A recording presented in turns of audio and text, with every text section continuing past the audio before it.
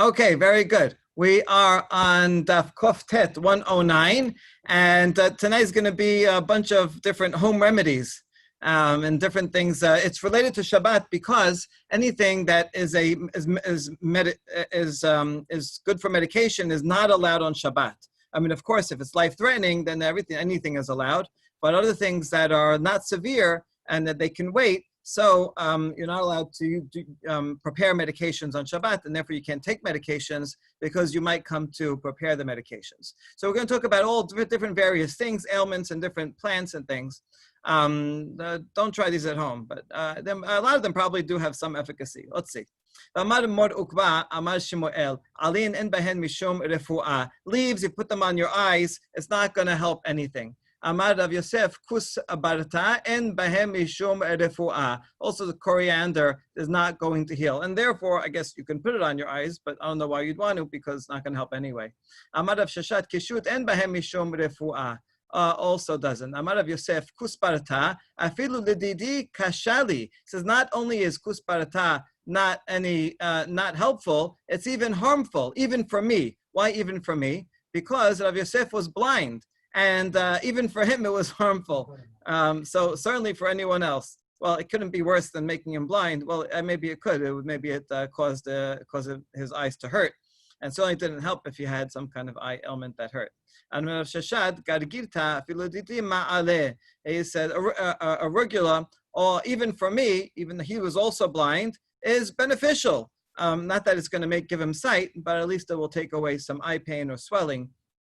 So that is useful. Different kinds of hops. Hops can be eaten, moving from putting it on the eye to eating. Hops can be eaten on Shabbat, except for teruzah. So the difference is something that anyone would eat, you can eat also, as long as even if it has medical benefit, because everyone eats it. But something like teruzah only is eaten for medicinal purposes. No one would eat it otherwise, and therefore that would be not allowed to eat on Shabbat. So that's the general principle. Amar Rav Chisda, shirikat tavia shareh. Melon juice is good for intestines, even though you're straining it. Pipu'eh be'eh asur. This juice of pipuim, whatever that is not allowed because it's only used for medication.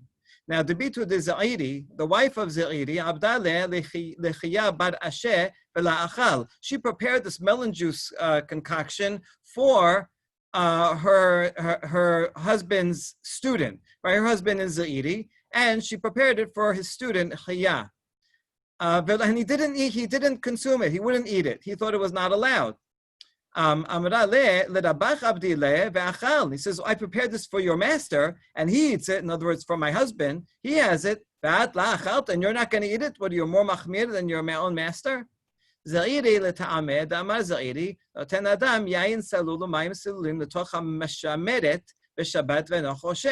Ziri is following his own opinion elsewhere because he says that if something can be eaten as is, can be drunk as is, then you can strain it. And you don't have to worry about straining, which otherwise would be a problem of separating. And so this melon juice thing, you can eat it as is, and therefore you're allowed to strain it. And that's why he would have it. This is, by the way, important halacha l'maaseh regarding using like a Brita filter on Shabbat. Are you allowed to use that? The answer is yes, because the tap water could be drunk by it as is. There's nothing wrong with it. And so if you're just filtering it more and making it taste a little better or a little more pure, it's no problem based on this. Alma kevan de mishtati hachi lav mide ka'abid hachaname kevan de mitchil hachi lav midi ka'abed. So since right, since it can be, so I think I skipped. Sorry. Because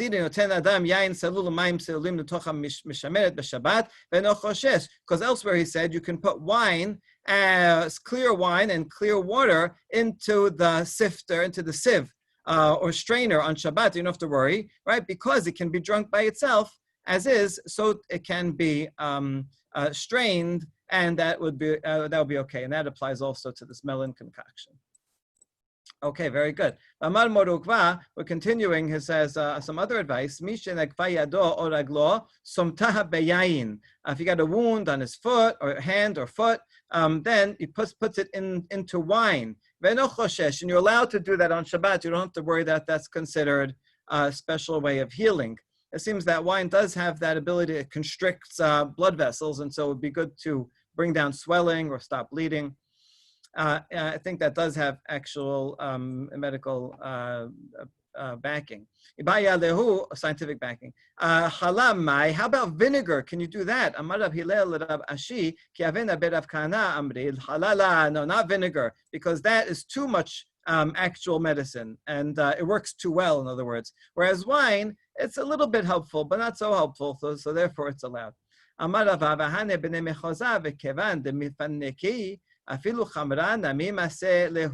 These people that live in Mechoza was a very rich cosmopolitan town. It was a suburb of Ctesiphon, which is one of the capitals of the Persian Empire. So that was a very fancy place, and the people that lived there were delicate, were spoiled, and so their skin was very soft, and because of that, wine, even just wine, healed them very well. So for them, they cannot use wine on Shabbat, because that would be purely healing. Whereas for other people whose skin is rough, the wine wouldn't help so much. Therefore, it's allowed on Shabbat. I know it sounds a little paradoxical. Okay. Ravina ikla lebe Rav Asher. So we have a nice story about Rabina. He comes to Rav Asher and he sees that he saw a donkey stepped on his foot. Ouch. That custom, when we went to visit the farm in Israel, right? Someone got their foot trampled on by a goat, and it hurt for days. So we have experience with that. Okay, but he should have read this Gemara, and he would have felt better. He had his foot immersed in vinegar, and he did this on Shabbat. So he asked, right? Rabbi asked his colleague, didn't you hear of this halacha that says you're not allowed to put your foot into vinegar? No, the back of the hand and the back of the front foot are different, because the wound is greater and very painful and dangerous. And so therefore those you are allowed. So that's the thing with medication on Shabbat. If it's something that you really need, then you're allowed to do it. If it's something that is not needed because everyone would eat it, it's not really medication, it's also allowed. It's only in a kind of sliver in between those two extremes that would not be allowed. Something that is not used by healthy people, not normally in by healthy people. So therefore it is medication, but you don't need it so much, you can get by without it. Only that would not be allowed. And so for him, he says that the back of the hand is a very serious wound. Another version of the same story regarding the other halacha about wine. Again, he had his foot stepped on by a donkey, and he put in this version of the story, he put his foot in wine, not in vinegar. Didn't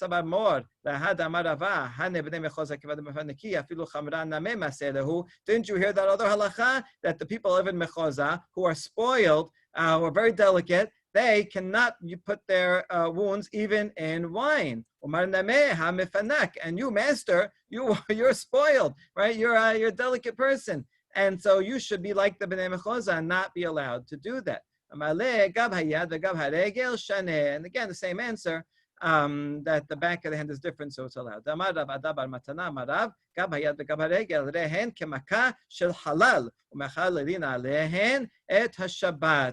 These wounds are like fatal wounds. If you're not taken care of, then it could be very bad. So therefore, it's allowed. Okay. Tanu Rabbanan Rochasim b'mei Gerad, b'mei Hamatan, b'mei Asya, or b'mei Tiberia. If you want to wash on Shabbat and you go into any of these springs, Gerad, Hamtan, Asya, or the Tiberias spring, you can go in and do all that on Shabbat. Avalo b'yam hagadol, velo b'mei Mishra, velo b'yamah shel Sedom. But you cannot go into the Mediterranean. You cannot wash yourself in flax water. This is what flax, you have to soak in water for a long time in order to prepare it. And so that water is kind of dirty. And so that is not allowed. But it's dirty, but it's also considered therapeutic. In other words, nobody would wash in flax water for fun. It's not, you don't get clean that way. But if you have a certain certain diseases, then the flax water is good. And so similarly, Yamash el Sodom, the Dead Sea. No one goes into the Dead Sea to wash off and get clean, right? I mean, you've been there. You go in there because it's good for your skin, has medicinal value. But when you get out, then you're all kind of dirty and salty. You got to wash it off. So therefore, these three, including the Mediterranean, people only go in there for medicinal purposes. That's why it's not allowed on Shabbat. Okay, that is baraita number one. Urminhu lo chasim b'metiberia b'yam hagadol aval lo b'memishra v'lo b'yamash shel Sodom. And this baraita number two agrees on these, that flax water and the Dead Sea is not allowed. That's therapeutic. But it says that Yam HaGadol, Mediterranean, you are allowed to go and rinse off in. So we have a contradiction between these two baraitot regarding the Mediterranean. Kasha gam Yam HaGadol, Ayam HaGadol. So how are we going to resolve this? Amar Rabbi Yochanan la kasha, ha Rabbi Meir, ha Rabbi Yehuda. It says no, this is not a problem. We can say one of them is Rabbi Meir, one of them is Rabbi Yehuda. Okay, this answer is not going to work so well, as we'll see in a second. But let's see what the Mishnah says. This is a Mishnah in Masechet Parah, which is actually gives us some important principles about mikveh. A lot of times when people are away or not near a mikveh, then they want to dip in an ocean or a river or a spring. And so there are important halachot to know what's considered a mikveh or not. So the Mishnah there says, Kol hayamim kamikveh shene'emar, u'mikveh hamayim kara yamim. Anything, a mikveh literally means pooled up rainwater that is gathered. So anything that gathers rainwater into one place and is not moving anymore, right? It's there in one spot, that like a lake, that is good as a mikveh. Now, here the first opinion, which is Rabbi Meir, says all oceans of the whole world, all seas of the whole world are considered like a mikveh, even though they're moving quite a lot. But that's considered mikveh because the pasuk specifically says mikveh hamayim is yamim. So yamim is a mikveh. It's a gathered water place.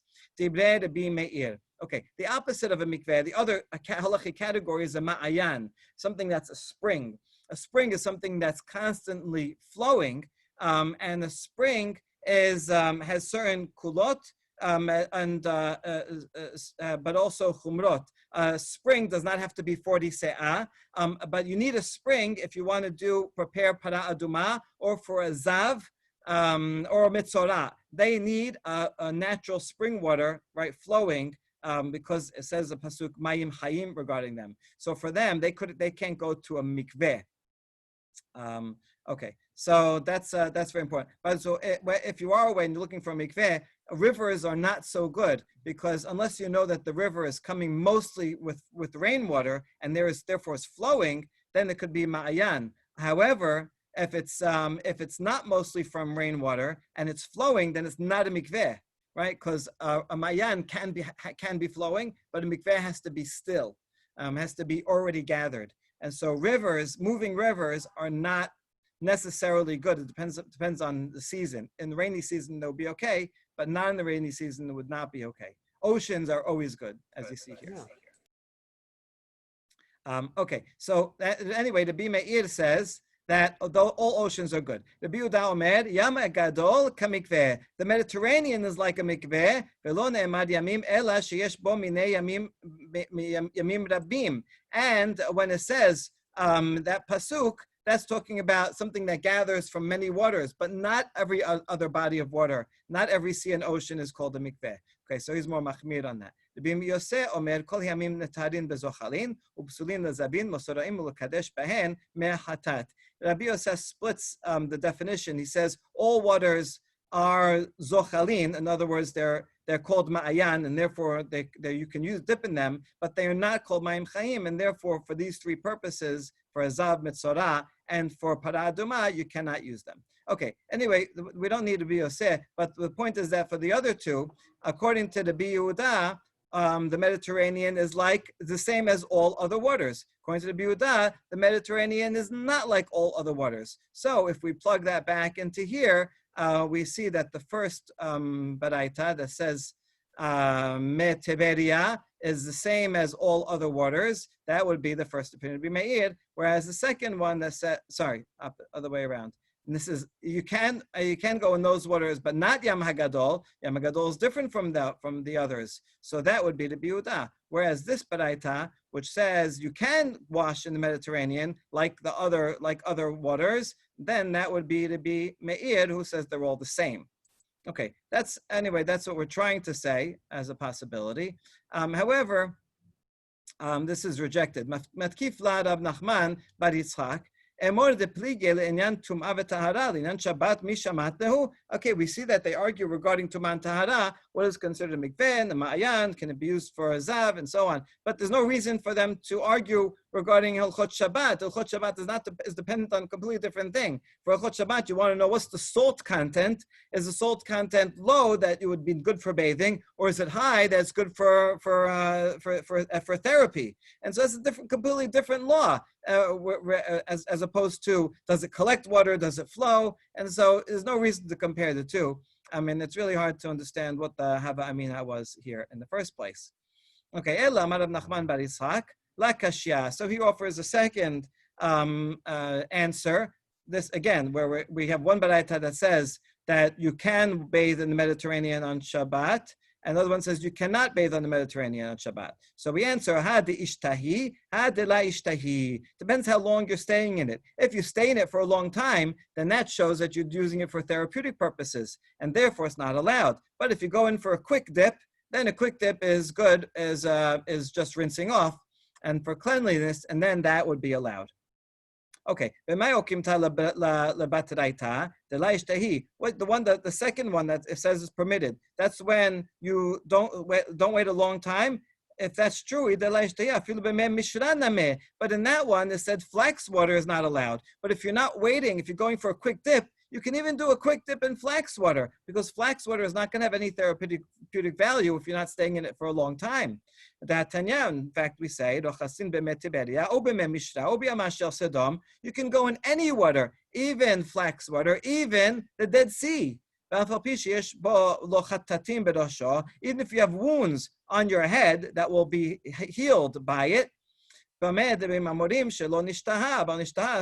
long as you go for a short time, but not if you go for a long time. So if you say it's talking about a short time, then the other things in that baraita won't work. So we need a third answer. Ella yam hagadol la kashya habiyafin shebo haberaim shebo. Rather, with Mediterranean is no problem. It depends on where in the Mediterranean. If it's talking about the nice area where there's resorts and everybody likes to go and swim and it's clean, then that's for you going there for cleanliness is allowed. But if you're going in the dirty part where nobody would go and swim, nobody would wash off there, then it's clear that you're doing only for medical reasons, and that is not allowed.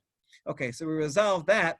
Now, me mishra name la kashya, and we also don't have a problem regarding the me mishra, even though in this baraita it said, the two baraita above said that flax water is not allowed. But here in this baraita it says it was allowed if it's for a short time. Also, la kashya dishtahi, hade la ishtahi. Once if you're staying a long time, then it's not allowed. If you're not staying a long time, then it is allowed. So okay, why do we think that Yathin and Ra'im means clean or polluted, as opposed to like something maybe rocky sand or something where you could tell that you wouldn't go there for enjoyment? No, difficult to get to, not something intrinsic about the water itself. I guess it could be, but I think rougher waters that break into a wall or something that's like just. I mean, I feel like the waters of the ocean should be relatively clean, 1,700 years ago or 1,500 right. years. I don't know. Maybe some sections had the things growing, algae or whatever that was not as good. I don't. So for whatever reason, some spots were nicer than others. Yeah. Okay. But okay, I don't. That's a good question. Let's say the water is fine, but it's so difficult to get to. No one would go there for regular reasons, only for only for medical reasons. Would that gilui da'at show? That's a good question. I don't Right? know. Or if there's jellyfish, or like you said, Right. coral, or Yeah. Okay, good. So next Mishnah, and ochlin ezobin be Shabbat. Okay, we got a bunch of things that we're not sure what these are. But anyway, these things are only in for medicinal purpose, so you can't eat them on Shabbat. Levisha no machal b'di'im. Healthy people don't eat them. Aval ochelhu et yo'ezer v'shoteh abub ro'eh. But you can have these other things because regular people do eat them. So even if you're having them for medicinal reasons, because other people do eat them, it's okay.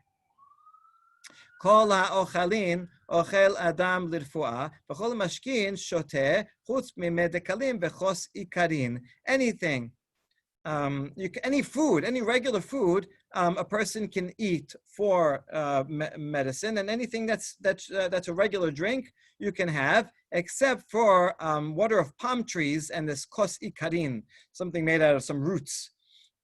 Because those are used only for jaundice. They're not regularly eaten. But if you're for sure not doing it for medicinal purposes, then it's okay. So that's another principle. Something that is used only for medicinal purposes, you can ingest if you really are not using it for medicinal purposes. Okay, I'm trying to think of like modern examples of these things, but if you think of one, let me know. You have anything? Medical marijuana. I mean, that's interesting, right? So, is that generally used for one or the other?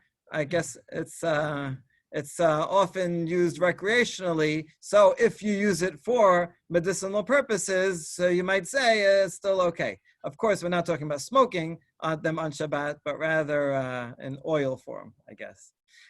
Okay. Amar Rav Yosef. Okay, I don't know all about these halachot because from practical thing, but rather because someone I know unfortunately had cancer and had to research this, but didn't end up taking them anyway, so don't worry. Okay, Amar Rav Yosef. Ezov abarta bar hamag.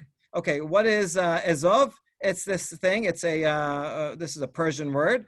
Okay, so I'm not sure if that's so helpful. Ezobion barta bar hinig. Okay, so that's what ezobion is. That's what the Mishnah mentioned, that thing. But ezov is something found throughout the Torah, and so now we know what that is. We call it hyssop. Ula amar marzachi barta. He said, no, it's a white sage. Ula ikla leberav Shemuel bar Yehuda. Aitu lekame marzachi bara. Okay, so Ula went to the home of Rav Shemuel, and he brought this white sage. Amar hainu ezob dichtiva barata. He looked at it and says, "Oh, that's what hyssop is in the Torah." Okay, good. Now we have a confirmation. Papi amar shumshuk. No, it's not that. It's actually something else called shumshuk. Rabbi Yehuda medifteri kevat amar Yehuda medifteri. Yeah. 1 second. He said. I agree with Rav Papa, that's shumshuk, because we have a Mishnah. When you have ezob, it should look like this. And then shumshuk looks like that. It has 3 branches and has 3 stems. Why would you eat it? What medicinal value does it have? For people with intestinal worms. What should you eat it with? Have it with 7 black dates, and that will cure your disease. How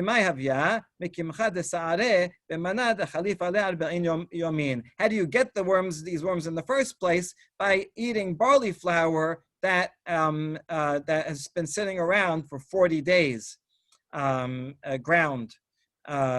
So don't use your barley flour more fresh. Abal ochel hu et yo'ezer. You're allowed to eat yo'ezer plant on Shabbat.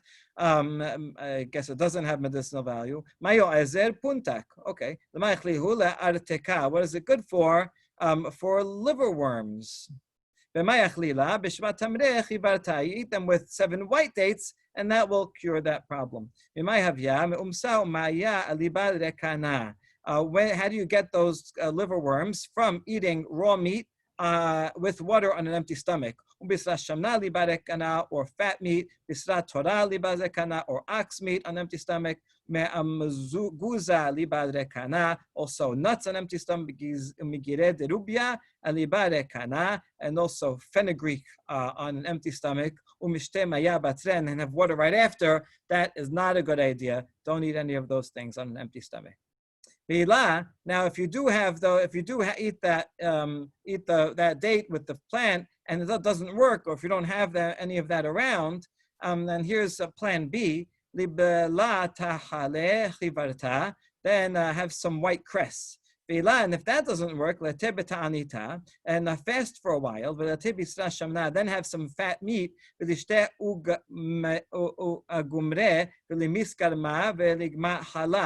and put the fat meat in coals and suck the bone and swallow some vinegar. Other people say leave out the vinegar part because that's not good for your liver. And if that doesn't work, plan, what are we up to? D.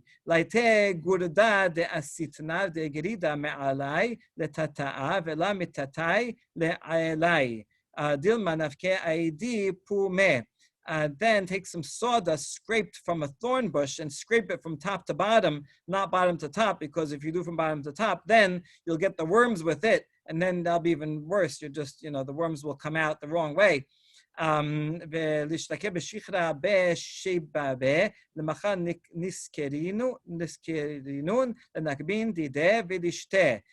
you take all that and boil them in beer during Ben Hashemashot, and the next day close his nostrils and drink it. And when he relieves himself, do that on the trunk of a palm tree. Do that, and that, I guess, will for sure work, because that's the last plan. Okay. Now, one more thing. Veshotin abub ro'eh. You're allowed to drink this drink. What is my abub ro'eh? Chumat raya. Okay, it's a plant. My chumat raya, chutra yechida. It's a plant called the lonely staff. Lemay abdila legiluya. What is it good for? For water that was exposed. If you leave water out, then some snake might have come and put venom in it. And so if you drink that, it's dangerous. Now,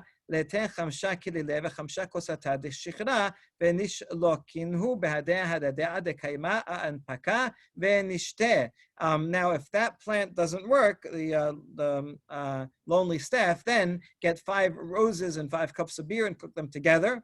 It actually sounds like it tastes good, like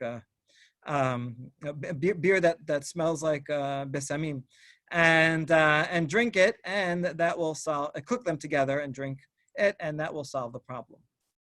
Okay, the mother of Rab Achteboy, Bar Ameh Abdaleh Lahu Gabra Had Kidila v'Had Kosta L'Shichra. She in fact made for a certain man who had this problem 1 cup of beer and 1 cup of rose water, and boiled them, or 1 rose.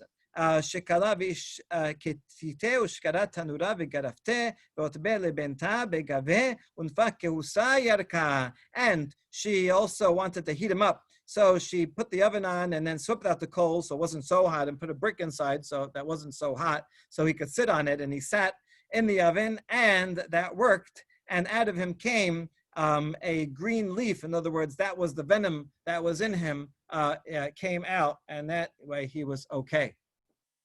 All right, so see that works. That's clinical trial. That's called. Rav Avya Amar Rebi'ata de Habla Me'iza Chivarta. If you swallow venom, then get a log of milk from a white goat. Rav Yehuda Bar Yehuda Amar Lete etroga halita. Get a sweet etrog, and fill it with honey, and put it burning coals, and then eat it. Rabbi Chanina Amar Medaglaim b'nei 40 yom. Drink some 40-day-old urine. That is very good for lots of things. Barzina lezibura. If you have a little bit, it's good for a hornet sting. A quarter, a logful is good for a scorpion bite. Palga, half is legiluya, is good for exposed water that might have venom in it. If you have the whole log, then it's good for anything, even witchcraft. Rabbi Yochanan nigron nagar v'tidaika ma'alu be legiluya ben lecheshafim. He says, Rabbi Yochanan adds that if you put water in spinach that's boiled, or water in this other kind of grass, or balsam, these are all good for antidotes for against witchcraft. Okay, almost done here. Hayman de bla chivya lochle kishuta b'milcha v'lirhate telata mile. Someone swallowed a snake. I'm not sure if it sounds like hard to swallow a snake, but maybe it means like a tapeworm or something like that. So feed them hops and salt and let them run for 3 miles, and that will solve the problem. Rav Shimi bar Ashi Chazia lahu gabra de bela chivya. Rav Shimi saw someone and he swallowed a snake. Idme le parasha. So he dressed up. This rabbi dressed up as if he were a knight, a really scary guy. And he says here, he forced him to eat the hops and the salt.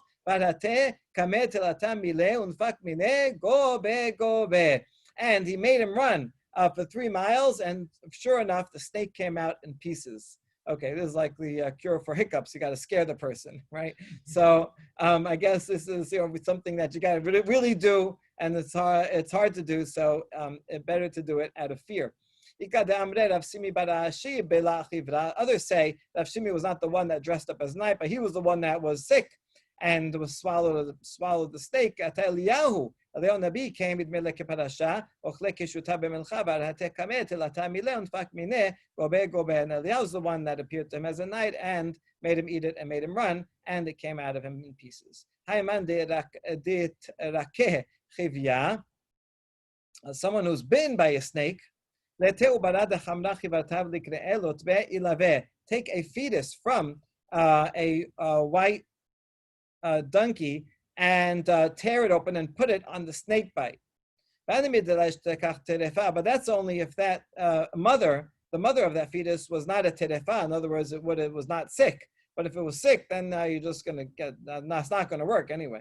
Now we have a story. We'll end with the story. There was an officer. It says he was a Jewish official in Pumbedita. He's Jewish, but he's like works for the government, so they don't trust him so much. And he had a snake bite. And sure enough, there were 13 white donkeys, so he can, it's good. They tore them all open, and every single one was taref, so he couldn't use them. There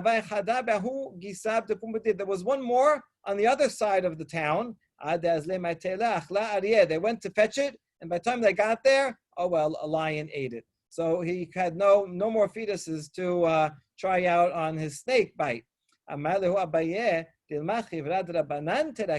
This must be not just any regular snake bite, but one that came because of a curse of the rabbis. That has no solution. This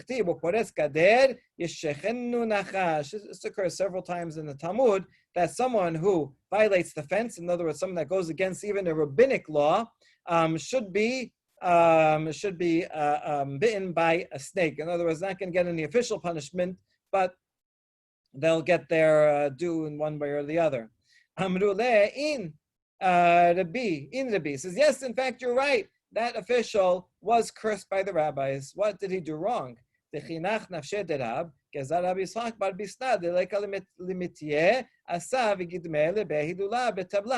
Rav died, Rav Yitzchak made a decree, says this is a sad time for the whole Jewish community, and we all are going to lower our weddings. And so therefore, at our weddings, you cannot bring a myrtle and palm branches to the celebration, because that makes it really happy, and we're all going to be subdued in our happiness during the year after Rav died. And this guy, this official, and he went against the decree, and he brought a myrtle and palm branches to a wedding hall with bells, and because of that, snake bit him, and he was deserving to die for going against the decree and disrespecting not mourning and not showing respect for Rav. And there you go. So that shows that yes, this works, but only if it's a natural disease, not if it was one that was caused by a curse. Baruch Adonai Olam. Amen. Amen. Thank you, everybody. So it seems that it would work.